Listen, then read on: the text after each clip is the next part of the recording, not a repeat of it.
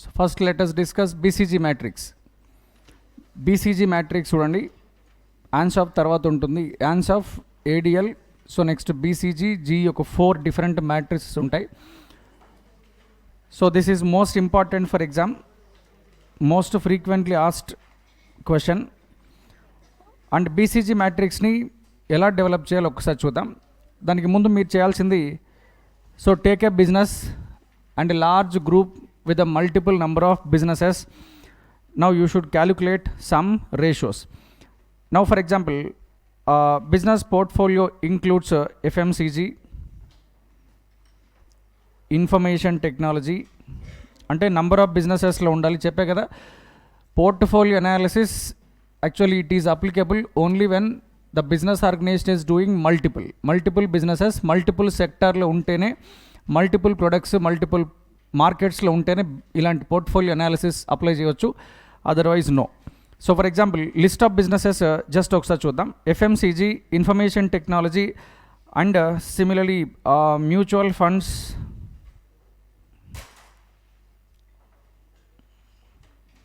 Metals,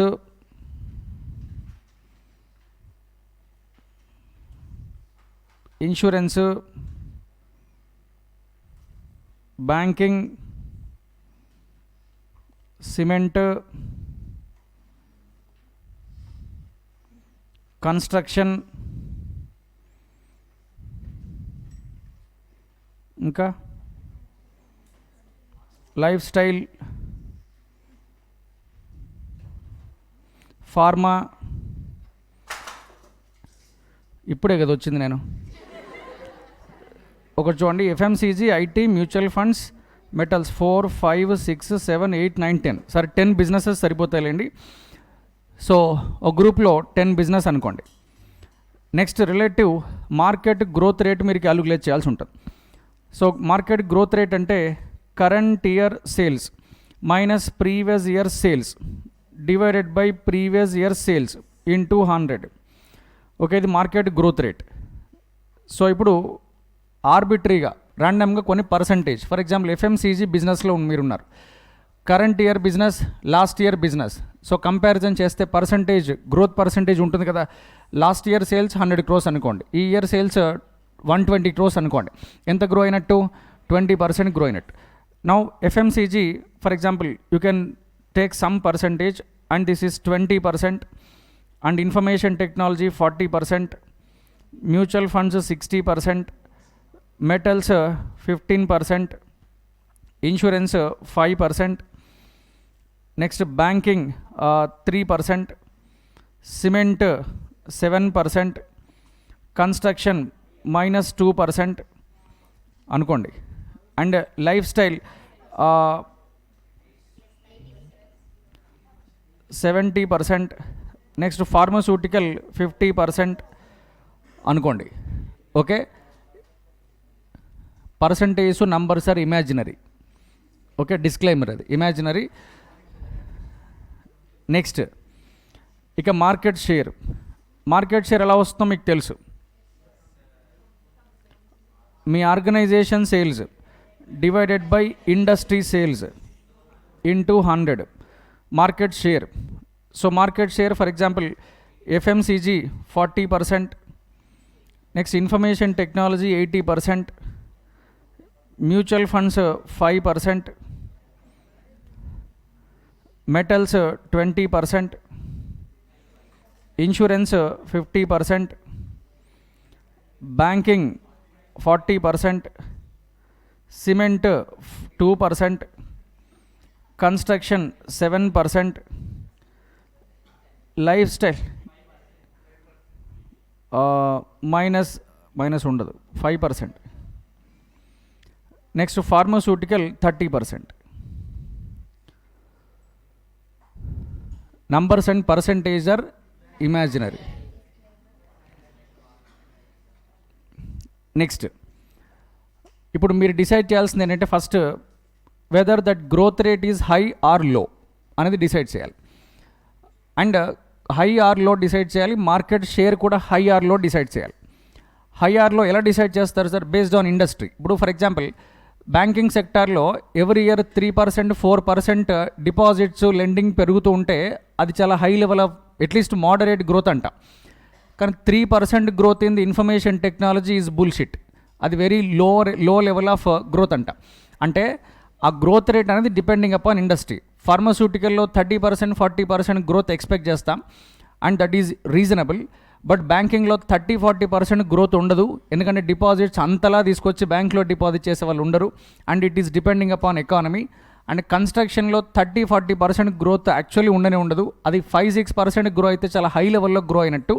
ఇలా ఒక్కొక్క industry గురించి మనకు కంప్లీట్ నాలెడ్జ్ ఉండాలి, దాన్ని బట్టి చెప్పగలం హై లెవెల్, లో లెవెల్ అని.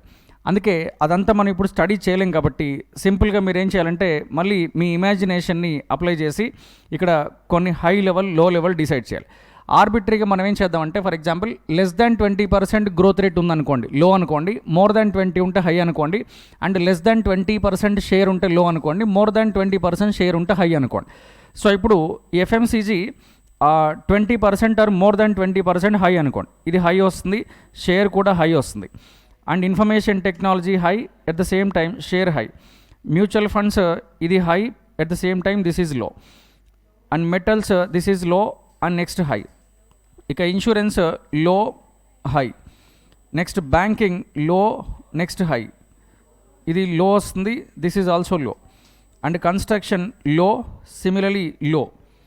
Next lifestyle this is high, next low. And pharmaceutical high, next high. ఇలా పర్సంటేజెస్ని మనం క్యాలిక్యులేట్ చేసాం. రిలేటివ్ మార్కెట్ షేర్ చూసాం, గ్రోత్ చూసాం. మీకు మార్కెట్ గ్రోత్ రేట్కి మార్కెట్ షేర్కి మీకు ఏమైనా డిఫరెన్స్ అర్థమైందా ఏంటి? Market share indicates companies strength. ఎందుకు కంపెనీ స్ట్రెంగ్త్ని ఇండికేట్ చేస్తుంది సార్ అంటే ఫర్ ఎగ్జాంపుల్ 5% మార్కెట్ షేర్ అంటే మీనింగ్ ఏంటి? Out of 100 units sold in the market your units are just 5. అంటే మార్కెట్ షేర్ 5 అంటే you are the weakest company in the మార్కెట్లో the weakest company. 2% market share, 3% market share అంటే weak అది. So for example you can take market share for any industry. ఏ ఇండస్ట్రీలో అయినా top level leading companies ఏంటి sir అంటే high market share ఉన్న companies leaders.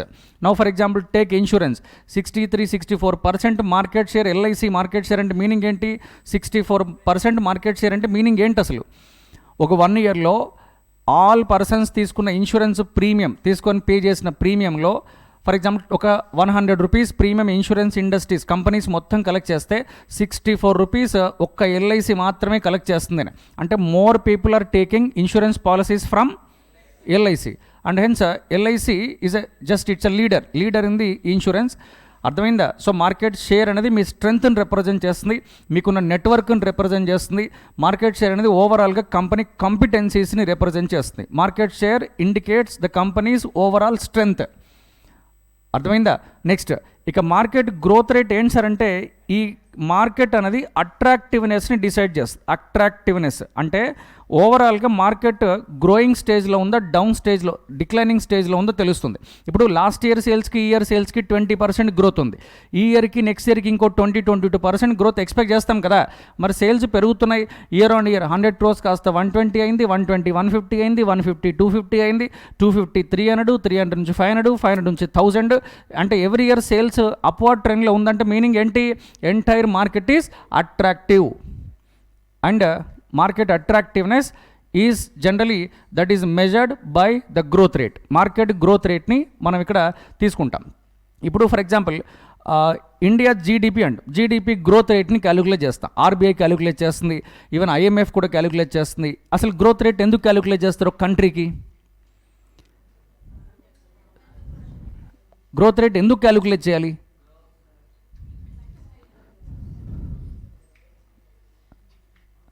ఏమంటారు?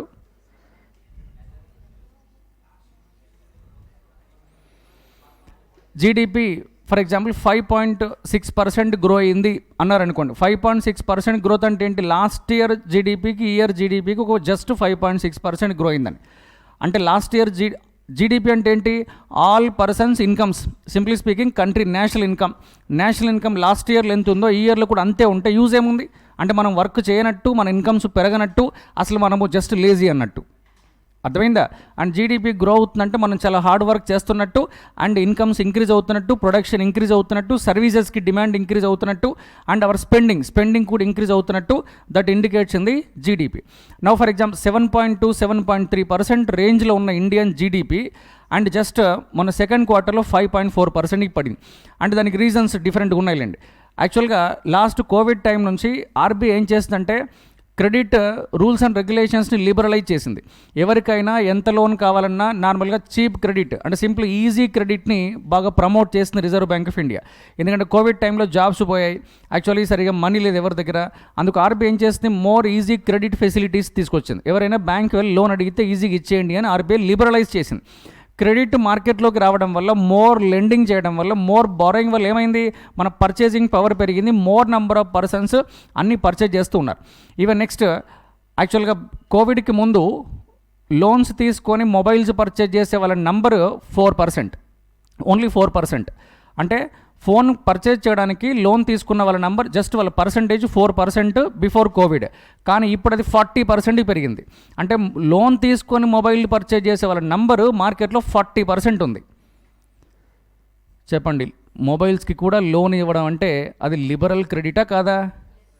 సో అది ఆర్బీఐ ఫెసిలిటీ క్రియేట్ చేసింది. ఇప్పుడు ఆర్బీఐ లాస్ట్ ఏప్రిల్ నుంచి ఏం చేస్తుందంటే ఆ ఫ్రీగా ఇచ్చిన క్రెడిట్ ఫెసిలిటీని టైట్ చేసి ఇక మీరు లోన్స్ ఇలాంటివి ఇవ్వద్దు, టైట్ చేయండి అని reserve bank of India all other బ్యాంక్స్కి రెస్ట్రిక్షన్స్ పెట్టింది.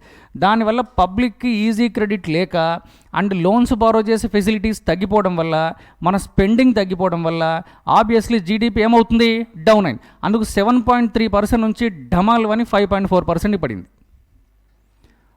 అర్థమైందా? మార్కెట్ కూడా నిన్న పడింది. సో ఇలాంటివన్నీ జరుగుతాయి. అందుకు గ్రోత్ రేట్ అనేది కంపెనీ ఆర్ మార్కెట్ అట్రాక్టివ్నెస్ని డిసైడ్ చేసే ఒక ఇండికేటర్ అనేది అర్థం చేసుకోవాలి. ఇప్పుడు కంపెనీలో ఎఫ్ఎంసీజీ కంపెనీస్కి 20% సేల్స్ గ్రోత్ ఉంది అంటే లాస్ట్ ఇయర్ ఎన్ని యూనిట్స్ సేల్ చేశారో ఈ ఇయర్ అంతకంటే 20% ఎక్స్ట్రా సేల్ చేశారు అంటే పబ్లిక్ కూడా ఎక్స్ట్రా 20% కొంటున్నారని మీనింగా కాదా? More number of customers add అవుతున్నారని మీనింగా కాదా? సో అంటే గ్రోత్ రేట్ అనేది టోటల్ మార్కెట్ అట్రాక్టివ్నెస్ని ఇండికేట్ చేసే ఒక indicator. It's a symptom. Simply market share represent your strength. మీ కంపెనీ స్ట్రెంగ్త్ని రిప్రజెంట్ చేసేది మార్కెట్ షేర్. డిఫరెన్స్ అర్థమైందా? రైట్. ఇప్పుడు దీన్ని మనం ఏం చేయాలంటే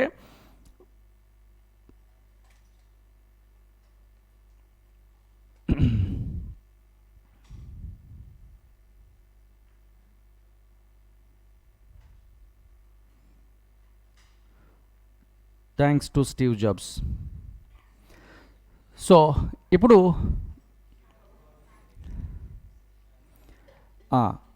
ఎందుకంటే మన వల్ల అవ్వదు, అది స్ట్రెయిట్ లైన్ అంటే మన వల్ల కాదు కాబట్టి మనకున్న లేజినెస్కి కరెక్ట్గా తీసుకొచ్చాడు. సో ఇప్పుడు మీరు మార్కెట్ షేర్ తీసుకోండి. ఇటు market share, next relative market share హారిజంటల్గా తీసుకోండి. ఇటేమో రిలేటివ్ మార్కెట్ గ్రోత్ రేట్ తీసుకోండి. రిలేటివ్ మార్కెట్ గ్రోత్ రేట్ ఇటువైపు తీసుకోండి. నెక్స్ట్ ఇప్పుడు ఏం చేస్తారంటే ఇక్కడేమో హై అండ్ ఇటువైపు లో, నెక్స్ట్ ఇక్కడ హై, నెక్స్ట్ ఇటువైపు లో, ఇలా మీరు డిసైడ్ చేయండి. నెక్స్ట్ ఇప్పుడు ఇందాక మనం క్యాలిక్యులేట్ చేసిన అవన్నీ తీసుకొచ్చి ఈ బాక్స్లో పడేయండి. Simple. First FMCG high, FMCG. Next information technology.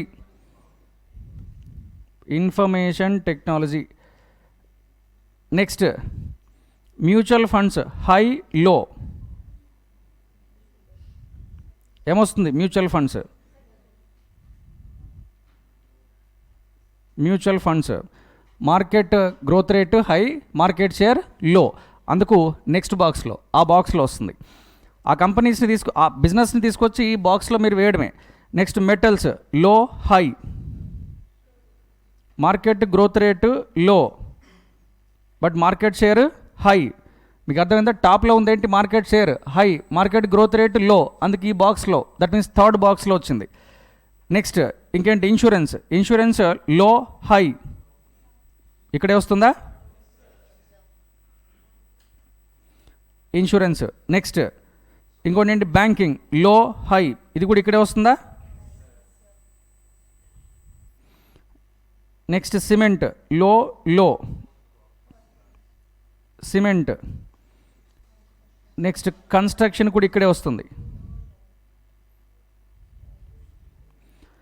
Next lifestyle, high low, market growth rate high, next share low. సెకండా.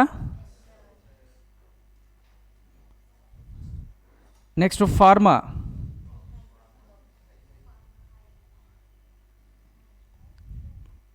ఇక్కడేనా, right, pharma. ఇక నెక్స్ట్ ఇది స్టార్, ఇది క్యాష్ కౌ, ఇది క్వశ్చన్ మార్క్, ఇది డాగ్. సో ఇప్పుడు 4 కేటగిరీలో ఉన్న బిజినెసెస్కి 4 నేమ్స్ పెట్టారు. ఆ అనిమల్స్ని మీరు చీప్గా చూడడం కాదు, వాటికి డిఫరెంట్ క్యారెక్టరిస్టిక్స్ ఉంటాయి. ఆ క్యారెక్టరిస్టిక్స్ ఇక్కడ కొంచెం లింక్ చేయడానికి ట్రై చేయాలి. So even question mark similarly also known as wild cats, cats అని కూడా అంటాం. అదేవిధంగా వైట్ క్యాట్స్ అని కూడా అంటాం. వైల్డ్ ఫైర్ కాదు, క్యాట్. సో ఇప్పుడు నేమ్స్ ఇలా పెట్టాం. ఇప్పుడు ఒకసారి మీరు అక్కడున్న మ్యాట్రిక్స్ అనాలిసిస్ని అబ్జర్వ్ చేయండి. Star category products are the businesses or products which requires more investments because their share is high and at the same time growth rate is very high. చూసారా, FMCG high level growth rate ఉంది, high level share ఉంది.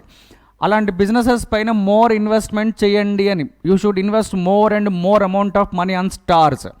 స్టార్స్ని అసలు తగ్గించవద్దు, స్టార్స్లో investments అసలు తగ్గొద్దు. మీరు అర్థమైందా? You have to continue to invest more and more money on stars. Star category business ఏంటో ముందు ఐడెంటిఫై చేయాలి. Invest more amount of money on stars. Now ఇక సెకండ్, మీరు ఇక్కడ క్యాష్ కౌస్ అనుకోండి. Once upon a time cash cows were stars. Once upon a time actually cash cows were stars. ఒకప్పుడు cash cows అని star category బిజినెసెసే, కాకపోతే growth rate high నుంచి లోకి పడిపోవడం వల్ల ఆ పై బాక్స్ నుంచి కింద బాక్స్కి జారిపడ్డాయి. అర్థమైందా? సో టాప్లో ఉన్న బాక్స్లో ఉన్న స్టార్ కేటగిరీలో ఉన్న బిజినెస్ అన్ని కింద బాక్స్లోకి ఎందుకు వచ్చాయంటే, once upon a time their growth rate was very high, but now the growth rate just reduced to low or some medium. అంటే హై కాదు అన్నప్పుడు ఆటోమేటికలీ సెకండ్ బాక్స్లోకి వస్తుంది. బట్ క్యాష్ కౌస్ పైన ఇప్పుడు ఏం చేయాలి? ఇక్కడ నేను డెసిషన్స్ చెప్తున్నాను, కంక్లూజన్స్ చెప్తున్నాను. You should invest more and more money on stars.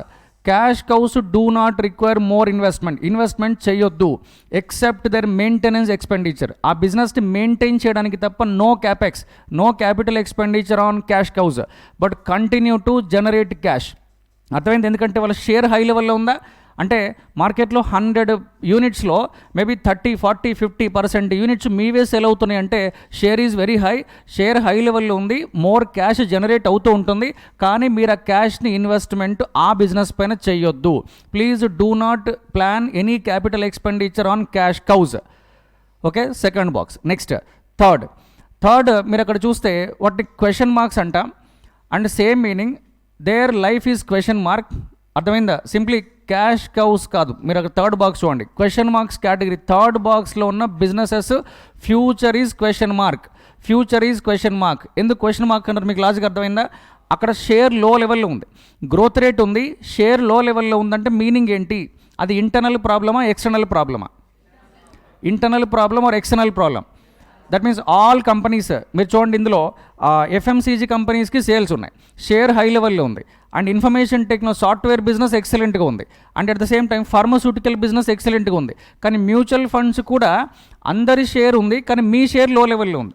For example SBI mutual funds, LIC mutual funds, HDFC mutual funds, ICICI mutual funds, all mutual fund కంపెనీస్కి ఏమో సేల్స్ పెరుగుతున్నాయి అండ్ ఇన్వెస్ట్మెంట్స్ వాళ్ళకి వస్తున్నాయి. కానీ మన mutual fund company share just 5%.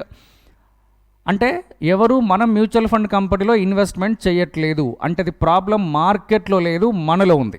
Logic అర్థమైందా? అంటే అది market growth rate high or లో?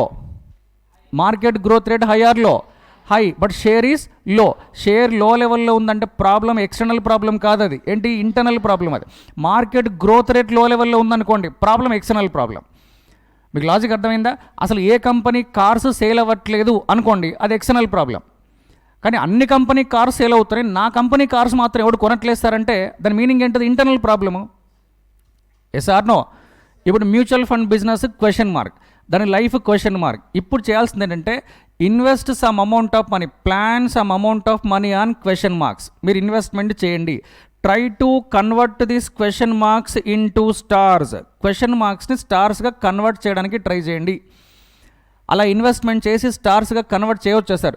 షేర్ ఇంక్రీజ్ అయితే చూడండి, లో షేర్ కాస్త హై షేర్ అయితే క్వశ్చన్ మార్క్స్ ఏమవుతాయి? షేర్స్ ఇంక్రీజ్ అవ్వాలి అంటే మీ షేర్ 30%, 40%కి ఇంక్రీజ్ అవ్వాలి అంటే మీరు రీసెర్చ్ పైన స్పెండ్ చేయండి, మార్కెటింగ్స్ పైన స్పెండ్ చేయండి, at the same time production quality పైన స్పెండ్ చేయండి. అక్కడ మ్యూచువల్ ఫండ్స్ కాబట్టి మ్యూచువల్ ఫండ్స్లో ఎందుకు పబ్లిక్ మీ మ్యూచువల్ ఫండ్స్లో ఇన్వెస్ట్మెంట్ చేయట్లేదు అనాలిసిస్ చేయండి, ఐడెంటిఫై చేయండి, కన్విన్స్ చేయండి. మీ మ్యూచువల్ ఫండ్ కంపెనీలో కూడా ఇన్వెస్ట్మెంట్ చేసేట్టు అట్రాక్ట్ చేయండి. ఇప్పుడు పబ్లిక్ ఒక కాన్ఫిడెన్స్ పెరిగితే ఇన్వెస్ట్మెంట్స్ మీకు వస్తాయి. అప్పుడు మీ షేర్ 5% కాస్త 10, 20, 30, 40% కూడా ఇంక్రీజ్ అవుతుంది. And for that purpose you need to invest on question marks. And cats, white cats అని కూడా అంటారు. ఫర్ ఎగ్జాంపుల్ ఇంట్లో క్యాట్ ఉంది అనుకోండి, ఏం చేస్తుందో ఒకసారి అబ్జర్వ్ చేయండి.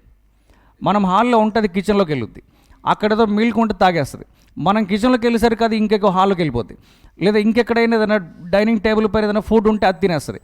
అంటే ఇంట్లో డిఫరెంట్ ప్రాబ్లమ్స్ క్రియేట్ చేస్తుంది క్యాట్. అలాంటి క్యాటే అది క్వశ్చన్ మార్క్స్. ఎందుకంటే ఆ ఒక్క కంపెనీ లాసెస్ వస్తే, లాస్లో ఉంటే ఆ లాస్ వల్ల రిమైనింగ్ కంపెనీస్ అన్నిటికీ ప్రాబ్లమే. Yes or no? ఇప్పుడు మీరు 3 బిజినెసెస్ చేస్తున్నారు. ఒక బిజినెస్లో 100 crores ప్రాఫిట్, సెకండ్ బిజినెస్లో 100 crores ప్రాఫిట్, థర్డ్ బిజినెస్లో 250 crores లాస్ అయిందా? ఇప్పుడు ఆ థర్డ్ బిజినెస్ వల్ల ఏమైంది? హోల్ బిజినెస్ ఆర్గనైజేషన్ సఫర్ అయిందా లేదా? అంటే అందుకే ఆ క్యారెక్టర్ని బట్టి దానికి వైట్ క్యాట్ అని ఒక నేమ్ పెట్టారు. ఆ క్యాట్ హౌస్ మొత్తం డిస్టర్బ్ చేస్తుంది కాబట్టి అది కూడా నార్మల్ క్యాట్ కాదు, ఏం పెట్టారు? White cat. అది అర్థమైందా? సో దానికి ఇంకొక నేమ్ కూడా ఉంది, ఆర్ ప్రాబ్లమ్ చిల్డ్రన్.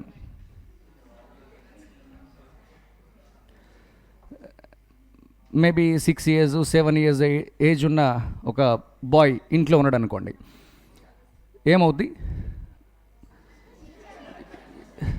ఏదో ఒకటి ఆడుతూ ఉంటాడు, లేదా కాసేపు బ్యాట్ పట్టుకుని ఆడతాడు. అది కూడా ఇంట్లో క్రికెట్ ఆడతాడు, ఐపీఎల్ ఆడతాడు, కొట్టేస్తాడు, అది వెళ్ళి టీవీకి తగులుద్ది, టీవీ స్క్రీన్ పగులుద్ది. ఓకే, సో ఇప్పుడు గుడ్ బాయ్ అంటారా? టీవీ పగలగొట్టేస్తారు. ఓకే, ఇప్పుడు నువ్వు అన్నీ ఏమంటావు? అది తప్ప నువ్వేం చేయలేవు. నువ్వు అని కొట్టేస్తే టీవీ వస్తుందా ఏంటి? రాదు. సో నువ్వేం చేయలేవు అన్నీ, నువ్వు ఊరుకోవాల్సిందే, ఇంకేం చేయలేవు. అండ్ లేదా బయటికి వెళ్తాడు, నెక్స్ట్ ఫ్రెండ్స్ అంటారు, వాళ్ళతో పాటు ఆడుతూ ఉంటాడు, లేదా ఆ సైకిల్ వేసుకొని కింద పడతాడు, ఆ కాలుకో చేయకో దెబ్బ తగులుతుంది, మళ్ళీ అదొక ప్రాబ్లం. అంటే వాడు చేసే యాక్టివిటీస్ వల్ల నార్మల్ చిల్డ్రన్ కాదు, ఎవడాడు? Problem children. ఆ డిఫరెంట్ ప్రాబ్లమ్స్ క్రియేట్ చేయడం వల్ల హౌస్ మొత్తం డిస్టర్బ్ అవుద్ది. అందుకే క్వశ్చన్ మార్క్స్ కేటగిరీలో ఉన్న బిజినెసెస్ ఒకటి క్యారెక్టర్ని అబ్జర్వ్ చేయండి. ఆ character that may disturb the entire business organization. అర్థమైందా? It's life is question mark. Okay, the future of question mark businesses, mutual fund business, life style business is question mark. మీరు అక్కడ investment చేస్తే success అవుతామా sir? And is there any guarantee that this question mark will be converted into stars sir అంటే no guarantee, no guarantee. So this question mark may become star are May not become star. Yes or no? Hence it is question mark. So now ఇక dog category, market share లో, growth rate లో. Road పైన వెళ్తున్నప్పుడు dog కనిపించింది అనుకోండి, ఏం చేస్తారు? మనం సైలెంట్గా వెళ్తాం, లేదా అది కాస్త మన వైపు వస్తే తరిమేస్తాం, ఓ రాయి తీసుకుని కొట్టేస్తాం. So dogs are also creating problem for the whole organization. ఇక్కడ డాగ్ కేటగిరీ ఎందుకు పెట్టారంటే డాగ్ని ముందు తరిమేయండి, తరిమేస్తాం కాబట్టి దాన్ని ఏమంటే రిట్రెంచ్మెంట్ అంటాం. డాగ్స్ని రిట్రెంచ్మెంట్ చేయండి, మీ బిజినెస్ పోర్ట్ఫోలియోలోంచి డాగ్స్ని తరిమేయండి, ఆ బిజినెస్ని డైవెస్ట్మెంట్ చేయండి, లిక్విడేట్ చేయండి. అండ్ మీరు టర్న్ అరౌండ్ చేయడానికి కెపాసిటీ ఉంటే చేయండి, బట్ యాక్చువల్లీ ఆ మనీ దానిపైన వేస్ట్ చేయొద్దు. Please understand that dogs should B eliminated from your business నుంచి డాగ్స్ని ఎలిమినేట్ చేయాలి అని. అంటే మళ్ళీ ఇప్పుడు యానిమల్ లవర్స్ వచ్చి సార్ మీరు డాగ్స్ గురించి చాలా తక్కువగా మాట్లాడుతున్నారు సార్, మీరు అండర్ ఎస్టిమేట్. ఏడ్చవులే. ఇప్పుడు ఇక్కడ మనుషులకి బిజినెస్కే దిక్కు లేదు, దాని గురించి ఎవరు మాట్లాడతారు? సరే, నౌ మీనింగ్ అర్థమైందా? 4 categories of businesses. Now tell me, resource allocation. నీ దగ్గర ఉన్న మనీని ఇప్పుడు 4 categories ఆఫ్ బిజినెసెస్ పైన ఇన్వెస్ట్మెంట్ చేయాలి, అంటే రీసోర్స్ని అలొకేషన్ చేయాలి. అలొకేషన్ చేయాలి అంటే నువ్వు ఒక డెసిషన్ తీసుకోవాలి. ఆ డెసిషన్ తీసుకోవాలి అంటే బీసీజీ నీకు ఒక టూల్ ఇచ్చింది, ఒక టూల్, ఇట్స్ అ టెక్నిక్ ఏంటంటే first list out all your బిజినెసెస్ని, ప్రొడక్ట్స్ని లిస్ట్ అవుట్ చేయండి. నేను ఇక్కడ బిజినెసెస్ లిస్ట్ చేశాను. ప్రొడక్ట్స్ అనుకోండి, మీరు ఓన్లీ ఫర్ ఎగ్జాంపుల్ ఎఫ్ఎంసీజీ అనుకోండి. ఈ ప్రొడక్ట్స్ లిస్ట్లో ఎఫ్ఎంసీజీ బిజినెస్ అంటే ఏం రాస్తారు? ఓన్లీ ఎఫ్ఎంసీజీ అనుకోండి. డిఫరెంట్ ప్రొడక్ట్స్ ఉంటాయి కదా, maybe for example chocolates, biscuits, shampoos and soaps, toothpaste, tooth brush అన్నీ లిస్ట్ అవుట్ చేయండి. అర్థమైందా? ఏంటట నీకు ఎక్స్పెల్షన్ తెలుసా? సో ఇప్పుడు ఏంటి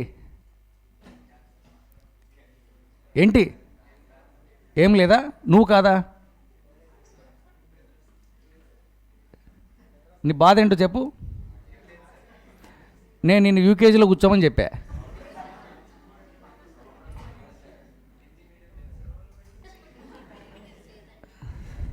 సో బీసీజీ మ్యాట్రిక్స్ పైన క్వశ్చన్ అడిగారంటే డెఫినెట్గా మీరు ఆ మ్యాట్రిక్స్ వేయాలి. అలా అని pencil, sketch, next colour sketches తీసుకెళ్ళి, క్రయాన్స్ తీసుకెళ్ళి, కౌ పిక్చరు, డాగ్ పిక్చరు, అర్థమైంది, అవన్నీ వేయొద్దు. సో అవన్నీ వేసుకుంటూ బొమ్మలు వేసుకుంటూ కూర్చోవద్దు. అక్కడ స్టార్ అని, క్యాష్ కవ్ అని, క్వశ్చన్ మార్క్ అని, నెక్స్ట్ డాగ్ అని రాసేసి సరిపోతుంది. అంతేకాని మీరు డిఫరెంట్గా బొమ్మలు వేసుకుంటూ కూర్చోవద్దు. అర్థమైందా? సో ఇప్పుడు చెప్పండి, we need to invest more amount on stars, yes or no? Next you should avoid investing on cash cows, yes or no? Avoid investing on cash cows, yes or no? Next, try to invest on question marks and convert them into stars గా convert చేయడానికి try చేయండి. But success అవుతామా sir అంటే success is not guaranteed. Okay, success is not guaranteed. ఏంటది? Success is not a, it's a. Okay, మీకు ఎవరు చెప్పారు? నేను మీకు టీవీ చూసే అది కూడా టైం ఉందా? ఒకప్పుడు చూసారా? Okay, right. Next, dogs. Avoid investment on dogs. Moreover, avoid dogs from your business. Investment avoid చేయడం కాదు, డాగ్ని అవాయిడ్ చేయాలి. Investment on dogs should be avoided. Moreover, avoiding the dogs is necessary. డాగ్ని ఏం చేయాలి? Avoid. అంటే ఏం చేయాలి? Retrenchment means eliminate the dogs from your business. Cement business ఉందా? క్లోజ్ చేయండి. So market share is low, at the same time growth rate is low, close it and realize some amount of money, invest that money on either stars on question marks. Dogs sale చేయడం వల్ల, cement business sale చేశారు, lands, buildings, machines and etcetera, cement business sale చేస్తే 100 crores వచ్చింది. ఆ amount తీసుకెళ్ళి stars పైన investment చేయండి. Because stars growth rate is high, at the same time share is also high. Similarly ఇంకా 100 crores రిస్క్ తీసుకోవాలనుకుంటే ఒక 40 crores స్టార్స్ పైన, రిమైనింగ్ 60 తీసుకెళ్ళి mutual funds, in the sense question marks పైన స్పెండ్ చేయండి. లేదా క్వశ్చన్ మార్క్స్ పైన రిస్క్ తీసుకోలేను సార్, మేము జస్ట్ ఒక 40%, 30% ఇన్వెస్ట్మెంట్ చేస్తామంటే, సిమెంట్ బిజినెస్ సేల్ చేయడం వల్ల, కన్స్ట్రక్షన్ బిజినెస్ ఆపేయడం వల్ల సేవ్ అయిన మనీ, మీ దగ్గర ఉన్న క్యాపిటల్ క్యాష్ తీసుకెళ్ళి ఆ క్వశ్చన్ మార్క్స్ పైన ఒక 30%, స్టార్స్ పైన ఇంకో 70% ఇన్వెస్ట్మెంట్ చేయండి. అండ్ ఒకవేళ ఫర్ ఎగ్జాంపుల్ సక్సెస్ అయితే, క్వశ్చన్ మార్క్స్ స్టార్స్ అయితే ఇంకా క్యాష్ జనరేట్ అవుతుందా లేదా? Yes or no? So this is the method of taking decision. It's a tool to be applied for the purpose of resource allocation. మనీని different businesses పైన investment చేయాలా వద్దా అనే decision తీసుకోవాలి అంటే బీసీజీ ఫాలో అవ్వాలి. అర్థమైందా? It's a portfolio technique. ఏంటది? Portfolio technique. So just portfolio is nothing but group of businesses. ఇప్పుడు మీ డెసిషన్ ఏంటి? Investment, whether to invest in the business or stopping the investment in the business or diverse the business. మీరు ఏం చేయాలో మీకు తెలియాలి. Invest చేయాలా, diverse చేయాలా, ఇన్వెస్ట్మెంట్ కంటిన్యూ చేయాలా, ఇంక్రీజ్ చేయాలా, స్టాప్ చేయాలా, అసలు ఏంటి డెసిషన్ ఏంటి అంటే decision is based on your portfolio analysis and portfolio technique. అర్థమైందా? సో ఇప్పుడు ఇందులో స్ట్రాటజీస్ని మనం అప్లై చేసాం అనుకోండి. Star category products are suitable for expansion. Star category products are suitable for expansion strategies, growth strategies, mergers, acquisitions, vertical integration, horizontal integration, and even so many permutations ఉన్నాయి కదా ఎక్స్పాన్షన్లో. Forward integration, backward integration, even alliances, మీరు ఏదైనా చేయండి. Expansion strategies are suitable for stars. Okay, next cash కౌని మీరు investment చేయొద్దు, just maintain stability. Stability maintain చేయండి. Do not invest more on cash cows but continue to generate cash. మీకు cash వస్తూ ఉంటుంది, ఆ క్యాష్ని మీరు ప్లాన్ చేయండి. ఎక్కడైతే క్యాష్ రిక్వైర్మెంట్ ఉంటుందో అక్కడ క్యాష్ని డైవర్ట్ చేయండి. Divert cash from cash cow. Logic అర్థమైందా? Divert cash from cash cow to question marks. క్యాష్ని క్యాష్ కౌ నుంచి ఎక్కడికి డైవర్ట్ చేయొచ్చు? క్వశ్చన్ మార్క్స్కి డైవర్ట్ చేయొచ్చు. క్వశ్చన్ మార్క్స్ పైన స్పెండ్ చేయండి. Then question marks may become stars. But actually try to divert, not to try your divertment of money to the dogs. Dogs పైకి divert చేయొద్దు. అర్థమైందా? Dogs are liable for retrenchment, divestment, liquidation.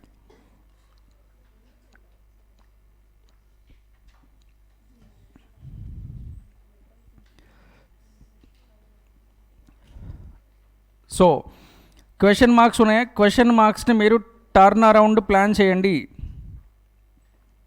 Turn around strategy is nothing but converting a loss making business into a profitable organization, profitable business. Turn around apply చేయండి. ఇక డాగ్స్ని మీరు divestment plan చేయండి. Divest or liquidate. Divest or liquidate. So ఇలా మీరు చేయాల్సి ఉంటుంది. Basically expansions చేయాలా, స్టెబిలిటీ ఫాలో అవ్వాలా సార్, టర్న్ అరౌండ్ ప్లాన్ చేయాలా, డైవెస్ట్మెంట్, లిక్విడేషన్ అంటే that is based on the BCG matrix. So ఒక్కసారి మీరు బీసీజీ గురించి చూడండి. మీరు BCG is a growth share matrix. ఎగ్జామ్లో explain the growth share matrix అని అంటే ఇది నాకు తెలీదు, నాకు ఎవరు చెప్పలేదు అనొద్దు. అర్థమైందా? బీసీజీ అనే వర్డ్ యూజ్ చేయకుండా explain the growth share matrix అని కూడా ఎగ్జామ్లో క్వశ్చన్ చేస్తాడు. అండ్ గ్రోత్ షేర్ మ్యాట్రిక్స్ అంటే గ్రోత్, షేర్. మనం రెండు వేరియబుల్స్ తీసుకున్నాం. One relative growth rate, at the same time share, growth share తీసుకున్నాం. అందుకే దానికి గ్రోత్ షేర్ మ్యాట్రిక్స్ అని కూడా అంటాం. అర్థమైందా? It's a simplest way to portray the corporations portfolio of investments. Different బిజినెసెస్లో మనం ఇన్వెస్ట్మెంట్ చేసాం కాబట్టి ఆ గ్రూప్ ఆఫ్ ఇన్వెస్ట్మెంట్స్ అని ఏమంటాం? పోర్ట్ఫోలియో ఆఫ్ ఇన్వెస్ట్మెంట్స్ అని. It is also known for its cow dog metaphors, అంటే క్యారెక్టరిస్టిక్స్ అని. కౌ క్యారెక్టరిస్టిక్స్ ఏంటి, డాగ్స్ క్యారెక్టరిస్టిక్స్ ఏంటి, అండ్ వాటిని మనం రీసోర్స్ అలొకేషన్కి ఎలా యూస్ చేయాలి. And the company classifieds different business and 2 dimensional growth share matrix, vertical, horizontal, రెండే dimensions. Yes or no? Vertical axis, horizontal axis అనుకోండి. వర్టికల్గా మీరు తీసుకున్న వేరియబుల్ ఏంటి? Growth or share?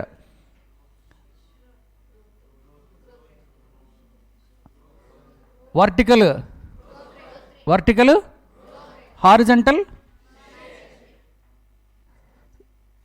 ఇది వర్టికల్, హారిజంటల్. ఇదేంటి? అమ్మయ్య, okay. And the vertical axis represents growth rate and the horizontal axis share. అర్థమైందా? Next, organizations can identify 4 different types of products or SBUs. SBU అంటే general it's a separate units. Simply speaking independent unit or independent division అంటాం. Independent డివిజన్స్ని మనము SBUs అంటాం. అది మనం next యూనిట్లో చూద్దాం. ఇండిపెండెంట్ యూనిట్స్ అంటాం. స్టార్స్ అంటే చూడండి, they are growing very rapidly. Products కానీ, బిజినెసెస్ కానీ, ఎస్బియూస్ కానీ, స్టార్స్ అంటేనే rapid growth rate, high growth rate, high share ఉన్న ప్రొడక్ట్స్ని, బిజినెసెస్ని ఏమనాలి? స్టార్స్ అంటాం. అండ్ దీనిపైన మీరు హెవీగా ఇన్వెస్ట్మెంట్ ప్లాన్ చేయాల్సి ఉంటుంది. Definitely best suitable for expansion. ఎక్కడ తగ్గొద్దు అసలు. స్టార్స్ పైన ఇన్వెస్ట్మెంట్స్లో ఏం లేదు, తగ్గేదేలే అంటారు. Stars are best for expansion. Plan any type of expansion strategy out of so many permutations, combinations. Cash cows, low growth, high market share business and the generate cash. ఇక్కడ మన డిస్కషన్లో మొత్తం క్యాష్ క్యాష్ క్యాష్ అని మాత్రమే చెప్తున్నాను, profit గురించి discussion లేదు. Yes or no? Profit and cash both are same, both are same. And what is life blood for the organization? Is it profit or cash? Cash is king, cash is life, cash is blood. అర్థమైందా? Business run చేయాలంటే ఏం కావాలి? Cash కావాలి. Okay. And they are stop. Cash అంటే మళ్ళీ sir మీరు digital చూసారా sir, cash కావంటే ఓన్లీ క్యాష్ అయినా అది కాదు. In the sense it may be just investment. Cash అంటే మీరు ఇంకోలు అనుకోవద్దు. They are very established, successful and need less investments. Cash cows పైన ఇన్వెస్ట్మెంట్స్ని హై లెవెల్లో ప్లాన్ చేయొద్దు. Reduce the investment because its growth rate is low. And even in future the star may become a dog also. Cash cow may become dog also. Stars growth rate తగ్గితే ఏమైపోతాయి? Cash cows అవుతాయి. Cash కౌస్లో share కూడా తగ్గింది అనుకోండి, అది ఏమవుద్ది? Dog అవుద్ది. అంటే చెప్పండి, every business in every grid is permanent. Yes or no? Every business in a grid is permanent. Stars are always stars. Cash cow is always a cash cow. Dog may become cat. Dog may become cat, white cat. Yes or no? And dog may become, even cat may become dog. అంటే biologically కాదు, management. So white cat may become dogs. Even stars may become cash cows. Yes or no? And when growth rate slows down, stars become cash cows. ఏం reduce అయితే, ఎందుకంటే అది అర్థం కావాలి. Vertically horizontally మీరు తీసుకుంది ఏంటో మీకు తెలిస్తే ఏం రెడ్యూస్ అయితే ఏమవుతుందో తెలుస్తుంది. Okay. When share is reduced the stars becomes అయిపోయింది. మార్కెట్ షేర్ తగ్గితే, హై నుంచి లోకి వస్తే then stars may become white cats, problem children, question mark. Okay. Next when growth rate is slow down or reduced then stars becomes cash cows. ఇక question marks అంటే చూసారా, problem children అని, white cats అని ఇలా అనొచ్చు. And low market business and high growth markets, అంటే growth high లెవెల్లో ఉంది but share is low. They require lot of cash. మరి ఆ లాట్ ఆఫ్ క్యాష్ ఎవరిస్తారు? లాట్ ఆఫ్ క్యాష్ ఎవరిస్తున్నారు? Because they are not cash generating. Question marks are not generating cash. Then who will give the cash to the question marks? Cash cow. Cash cow will generate cash. That cash can be diverted to question mark. ఇందాక చెప్పే కదా cash.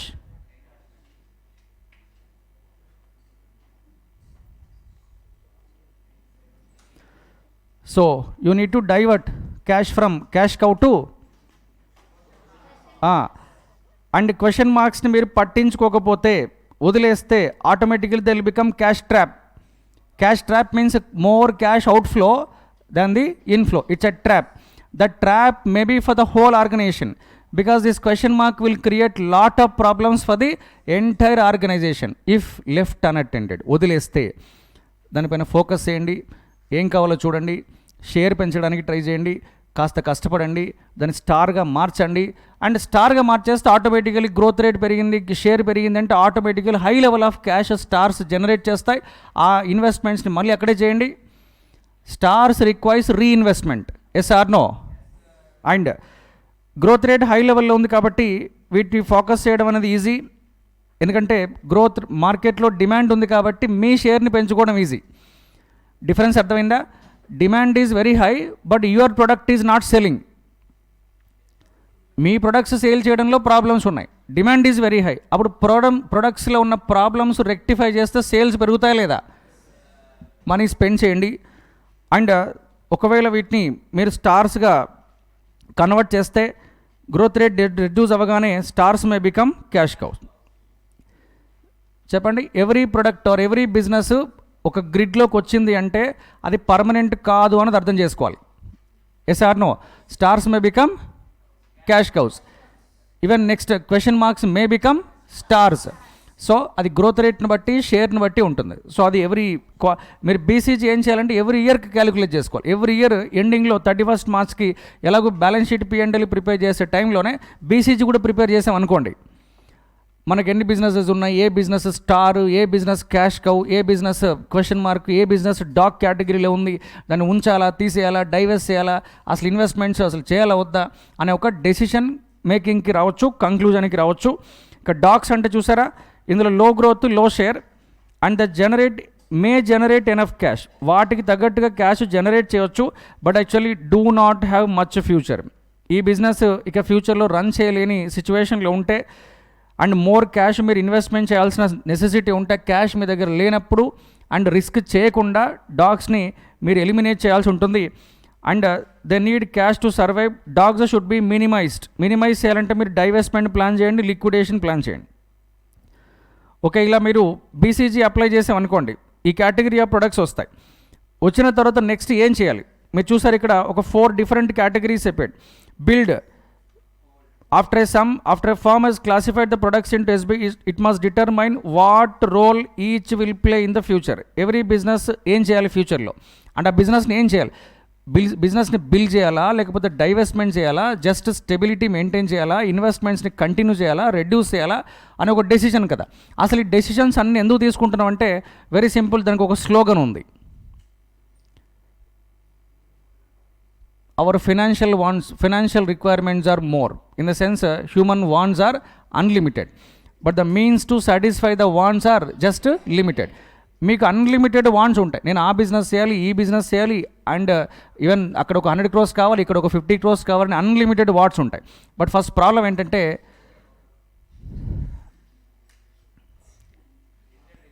నేను chorus చెప్పొద్దని చెప్పా, అర్థమైందా? And here the objective is to increase the market share.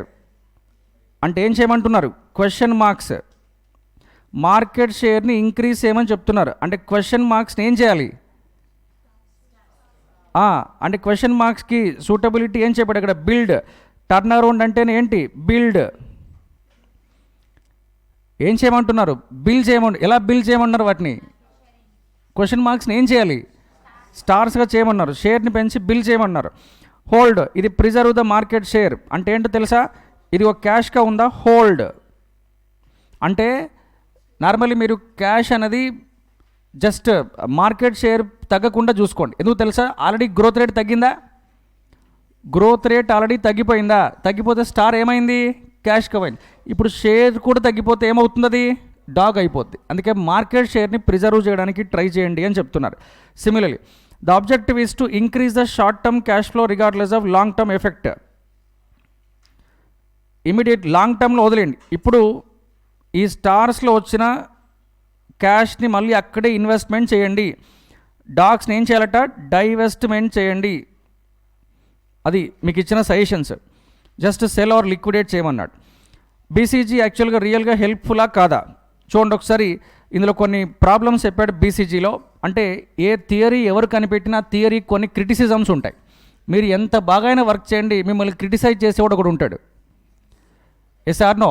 ఎంత useful tool అయినా ఈ టూల్ యూజ్లెస్, అది ఎంత ఎక్సలెంట్ యూస్ఫుల్ టూల్ అయినా దిస్ ఈజ్ యూజ్లెస్ అనేవాడు ఎవడో ఒకడు ఉంటాడు. ఏదో ఒక ప్రాబ్లం ఉందని చెప్పేవాళ్ళు. బీసీజీ ఇప్పుడు చెప్పండి, రీసోర్స్ అలొకేషన్లో బీసీజీ యూస్ చేయవచ్చా లేదా? అంటే ఏ బిజినెస్ మనకు స్టార్, ఏ బిజినెస్ డాగ్లో ఉందో తెలుసుకొని ఇన్వెస్ట్మెంట్ చేయాలా వద్దా అన్నది డెసిషన్ తీసుకోవడానికి ఇది యూజ్ అవుతుందా లేదా? బట్ క్రిటిసిజమ్స్ చూడండి, it is very difficult, time consuming, costly, lazy fellows అని అనుకుంటారు. మరి డిఫికల్ట్, బీసీజీ డిఫికల్ట్. సరే, వాళ్ళు అన్నది కూడా డిఫికల్ట్ అనేది కరెక్టే. ఎందుకు లాజిక్ అర్థం చేసుకోండి. మీరు ఈ రేషియోస్ అన్ని క్యాలిక్యులేట్ చేయాలి. మార్కెట్ గ్రోత్ రేట్ క్యాలిక్యులేట్ చేయాలి, at the same time market share calculate చేయాలి. సరే, మార్కెట్ షేర్ అనుకోండి, ఓకే, క్యాలిక్యులేట్ చేయవచ్చు. Number of cars sold, or number of insurance policies sold, or number of bikes sold, or number of bank accounts opened, అన్నీ మీరు చూసుకోవచ్చు. RBI వెబ్సైట్కి వెళ్ళిపోయినా, IRDA వెబ్సైట్కి వెళ్ళిపోయినా, and next all automobile companies ఎన్ని యూనిట్స్ సేల్ చేస్తాయో ఎవ్రీ మంత్ డేటా వస్తుంది. Every month first data December ఫస్ట్కి న్యూస్ పేపర్ చూస్తే, డిసెంబర్ ఫస్ట్కి నార్మలీ మీరు గూగుల్లో చూసినా, డిసెంబర్ ఫస్ట్కి సెబీ వెబ్సైట్కి వెళ్ళిపోయినా మీకు నవంబర్లో ఎన్ని బైక్స్ సేల్ చేశారు, నవంబర్లో ఎన్ని టన్స్ ఆఫ్ మెటల్ సేల్ చేశారు, ఎన్ని కంపెనీస్ ఎన్ని ఎలక్ట్రిసిటీ జనరేట్ చేశారు, ఎన్ని యూనిట్స్ జనరేట్ చేశారో every month every quarter data వస్తూనే ఉంటుంది. అందులో మనం ఎంత చేసాం తెలుసుకోవచ్చా లేదా share? So data is just it's a distance of click away. అంటే జస్ట్ మనము మౌస్ క్లిక్ పట్టుకొని ఎక్కడైనా వెబ్సైట్లో వెతికినా దొరుకుతుంది. అండ్ ఇక్కడ చూడండి ఇంకేమంటుంది, management may find it difficult to define SBUs and measure market share. Market share calculate చేయడం అనేది డిఫికల్ట్ అట, గ్రోత్ రేట్ని క్యాలిక్యులేట్ చేయడం కూడా డిఫికల్ట్ అట. కరెక్టేనా? కరెక్టే.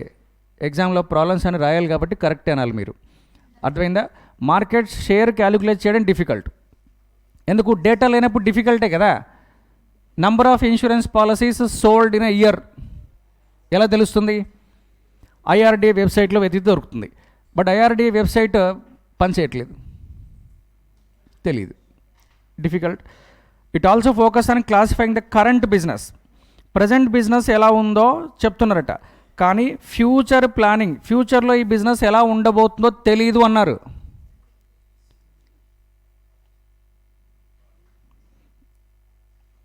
మీరు సిమెంట్ బిజినెస్ని ఏం చేస్తున్నారు, కన్స్ట్రక్షన్ బిజినెస్ని ఏం చేస్తున్నారు, డైవర్స్ చేస్తున్నారు. ఓకే, నౌ ఫర్ ఎగ్జాంపుల్ ఒక సింపుల్ లాజిక్ చూడండి. మీరు ఈ బిజినెస్ని డైవర్స్ చేయడానికి ఒక డెసిషన్ తీసుకున్నారు, బోర్డు మీటింగ్ అరేంజ్ చేశారు, 3rd December 2024కి బోర్డు మీటింగ్ పెట్టారు. ఓకే, లెటస్ డైవెస్ట్ అని బోర్డ్ ఆఫ్ డైరెక్టర్స్ ఒక బోర్డ్ రెజల్యూషన్ పాస్ చేశారు. నెక్స్ట్ మేబీ ఫర్ ఎగ్జాంపుల్ జనవరిలో ఈజీఎం కండక్ట్ చేశారు.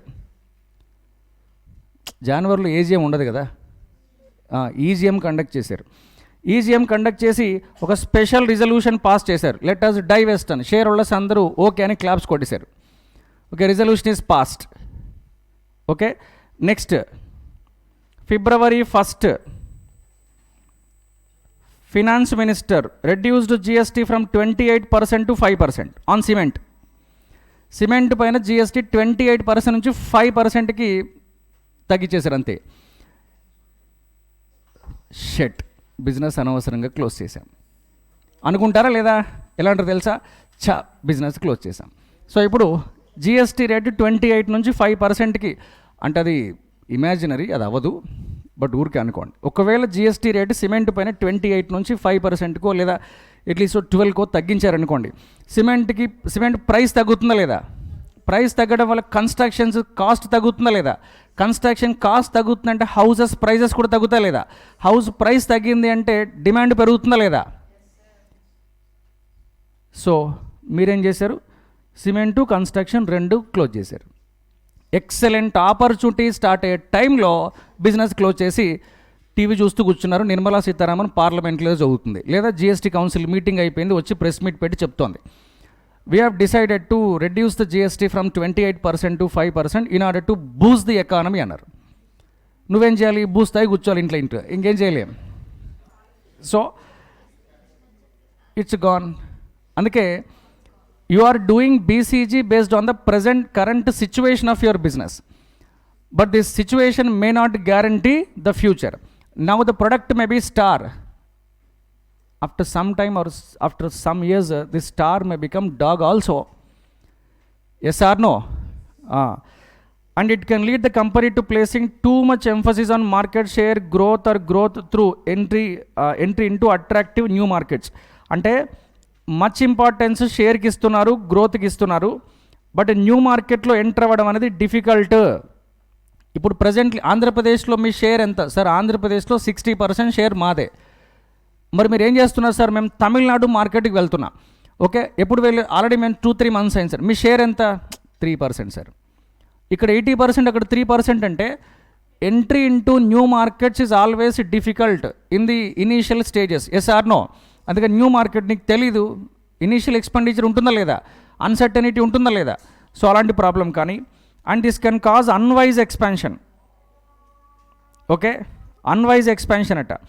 ఎఫ్ఎంసీజీని ఏం చేయాలి? ఎక్స్పాన్షన్. ఇన్ఫర్మేషన్ టెక్నాలజీ ఏం చేయాలి? ఎక్స్పాన్షన్. ఫార్మాని ఏం చేయాలి? ఎక్స్పాన్షన్. ఎందుకంటే this 3 business are stars. And FMCG business and ఈరోజు ఐటీసీ షేర్ ప్రైజ్ డౌన్. ఎందుకు డౌన్ అంటే సిగరెట్స్ పైన 28% కాదు 35% ఇంకా ఎక్స్ట్రా ట్యాక్స్ వేయొచ్చు అని జిఎస్టీ కౌన్సిల్ మీటింగ్ డెసిషన్ తీసుకుంది. 35% ట్యాక్స్ ఇంక ఎక్స్ట్రా పెంచవచ్చు, 35% ట్యాక్స్ పెంచవచ్చు సిగరెట్స్ పైన. ఎందుకంటే it's a sin good. Cigarettes are sin goods. ఏ goods? Sin goods. Smoking cigarette smoking అనేది ఏంటది? సిన్ కదా, పాపం కదా, తప్పు కదా. అందుకే గవర్నమెంట్ దానిపైన మోర్ జిఎస్టీ వేసింది. అక్కడ ఎఫ్ఎంసీజీ స్టాక్స్ అని పడ్డాయి ఈరోజు. మార్నింగ్ నుంచి ఐటీసీ డౌన్లో ఉంది. Next information technology and Trump became president. అమెరికాలో మీరు స్టార్ అని ఐటీ పైన ఇన్వెస్ట్మెంట్ చేస్తూ వెళ్ళిపోయారు. జనవరి 28కి ట్రంప్ ప్రెసిడెంట్ అవుతున్నాడు. ఆల్రెడీ ఎలక్ట్ అయిపోయాడు. నెక్స్ట్ ఈ 2 monthsలో అరేంజ్మెంట్స్ అని చూసుకొని జనవరి 28కి ప్రెసిడెంట్ అవుతున్నాడు. అమెరికాలో ఉన్న యూనివర్సిటీస్ అన్నీ ఆల్రెడీ స్టూడెంట్స్ అందరికీ మెయిల్ పంపించేసి మీరు ఎట్ ఎనీ కాస్ట్ జనవరి 28 లోపు అమెరికా వస్తే వచ్చినట్టు, తర్వాత రాకపోతే ఇంక రానట్టే. That's all. Jan 20 లోపు మీరు వచ్చి అమెరికాలో దిగిపోవాలంతే. ఎయిర్ బస్ ఎక్కి లేదా ఎర్ర బస్ ఎక్కి ఏదో ఒకటి దిగవలమేనంతే. లేకపోతే జనవరి 20కి ట్రంప్ వస్తే పాలసీ అన్సర్టనిటీ వస్తుంది. అండ్ ఫారెన్ స్టూడెంట్స్ని అమెరికన్ యూనివర్సిటీస్లోకి అలౌ చేస్తారా లేదన్నది డౌట్ఫుల్ అన్నాడంతే. అయిపోయింది. నెక్స్ట్ ఫార్మా మీరు స్టార్ అనుకున్నారు. ఓకే, అంటే రీసెంట్ డెవలప్మెంట్ చెప్తున్నాను నేను. ఫార్మా స్టార్స్ అంటున్నారు. మీకు తెలుసు కదా, ఫర్ ఎగ్జాంపుల్ బ్రిక్స్ అని ఒక ఆర్గనైజేషన్ ఉంది తెలుసా? Bricks Brazil, Russia, India, China, south Africa. ఏంటది? అక్కడ పి ఉందా? ఎక్స్పల్షన్లో పి ఉంది. అర్థమైంది? లేదు. సో ఇప్పుడు బ్రిక్స్ కంట్రీస్ అని ఏం చేస్తున్నాయంటే, మేము డాలర్కి కాంపిటీటర్గా కరెన్సీని తీసుకొస్తాం. న్యూ కరెన్సీ తీసుకొస్తాం డాలర్ని రీప్లేస్ చేయడానికి అని బ్రిక్స్ కంట్రీస్ అని ఒక డెసిషన్కి వచ్చాయి. నేను ట్రంప్ ఇచ్చిన వార్నింగ్ ఏంటి? యాక్చువల్ అయిన ట్విట్టర్లో పోస్ట్ చేశారు. వార్నింగ్ మొత్తం చదివితే ఏం తెలుస్తుందంటే అది వార్నింగ్ కాదు, బ్లాక్మెయిల్ అంటే మీరు బ్రిక్స్ కరెన్సీ అనే ఒక న్యూ కరెన్సీ డాలర్కి కాంపిటీటర్గా తీసుకురండి. మీరు అమెరికా అనే ఒక లార్జ్ మార్కెట్లో మీ ఆపర్చునిటీస్ పోతాయి. we will sanction more controls on your companies. Similarly 100% taxes కూడా మీ పైన వేస్తాం. 30% ఉంటే 60% ట్యాక్స్ చేస్తాం, ఇంపోర్ట్ ట్యాక్స్ అమెరికాకి మీ కంట్రీ నుంచి వచ్చే గూడ్స్. అంటే ఈ 5 కంట్రీస్ నుంచి వచ్చే ఏ గూడ్స్ పైన 100% ట్యాక్స్ వేస్తాం. డాలర్కి కాంపిటీటర్గా ఇంకొక కరెన్సీ రావాలనే థాట్ కూడా మీకు రాకూడదని ఇది స్టోరీ. బ్లాక్మెయిల్ చేసాడు. ఇప్పుడు ఫార్మాస్యూటికల్ ఎక్స్పోర్ట్స్లో అమెరికాకి వెళ్ళే ఫార్మా ఎక్స్పోర్ట్స్లో ఇండియా పర్సంటేజ్ హై లెవెల్లో ఉంది. ఇన్ కేస్ ఈ బ్రిక్స్లో ఇండియా ఉంది. అమెరికాకి వెళ్ళే ఫార్మా ఎక్స్పోర్ట్స్లో మనమే నెంబర్ 1. జర్మనీ కూడా లేదు, జర్మనీ సెకండ్ ప్లేస్కి వెళ్ళింది. మనమే ఎక్స్పోర్ట్ చేస్తున్నాం అమెరికా ఫార్మాకి. మరి అలాంటప్పుడు ట్రంప్ ప్రెసిడెంట్ అయితే వచ్చే ఎఫెక్ట్ ఏంటి సార్ అంటే తెలుస్తుంది. నువ్వు డాలర్కి రీప్లేస్మెంట్గా ఇంకో కరెన్సీ తీసుకురా, ట్రంప్ రెడీ అవుతాడు. ఇక అమెరికన్ ఇంపోర్ట్స్కి అంటే ఇండియా నుంచి వచ్చే ఫార్మా ఇంపోర్ట్స్ అన్నిటిపైన ట్యాక్సెస్ హై లెవెల్లో వేయడానికి రెడీ అవుతున్నాడు. అర్థమైందా? సో ఇంతవరకు ఒకసారి చూడండి, ఈ కేస్ స్టడీ చదవండి. అండ్ ఇది ఏంటని అడిగాడు అంతే. కంపెనీ ఒక ప్రొడక్ట్ డెవలప్ చేసిందట, 80 crores R&D చేసి. దేనికంటే కఫ్ని క్యూర్ చేసే మెడిసిన్ అట. దానికి కఫ్ ఫిక్స్ అని పెట్టారు. కఫ్ని ఫిక్స్ చేసే మెడిసిన్ ఏమంటాం? సో దానిపైన 80 crores R&D చేశారట. 60% మార్కెట్ షేర్ ఉందట. ఓకే, అండ్ ఇంకా చూడండి, licences from the regulators and within 6 months of launch it's been profitable since day one అట. అంటే హై గ్రోత్ రేట్ ఉంది, 60% షేర్ ఉంది, హై షేర్ ఉంది. మరేమవుతుంది? Star. So will continue next class.